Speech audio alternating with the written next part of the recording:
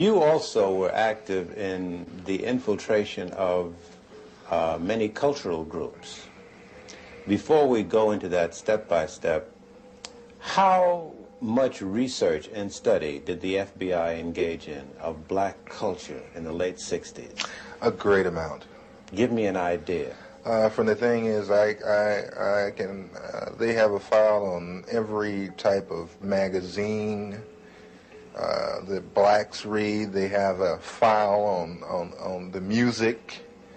Music, dance, theater, actors, comedians, you name it, man. And they would actually study these different... Yes. Oh, yes, definitely.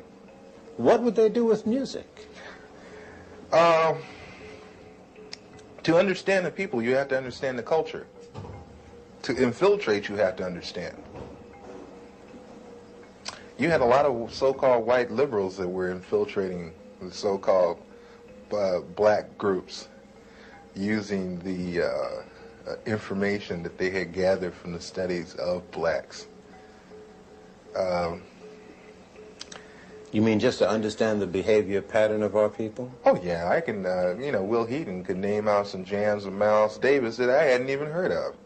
He could name off some books that I hadn't even read pertaining to black culture. Do you ever see agents actually studying the music of... Yes, yes. Yes, I've seen them going over even video portion of cultural events. The understanding, like when, you have an organization like Leroy Jones Black House. You remember that? Okay, Leroy Jones's place, which was done on the thing of tribalism. That's where I first heard the word Kintu, Mantu, Huntu, Hentu. These words of the African continuum. I learned that from an agent. He ran it down to me.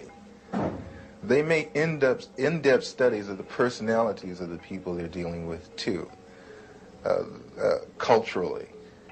It always helps. It's a thing of, you can take their culture and use it against them. Would you say to American citizens that this situation of surveillance and infiltration continues to this day? Oh, yes.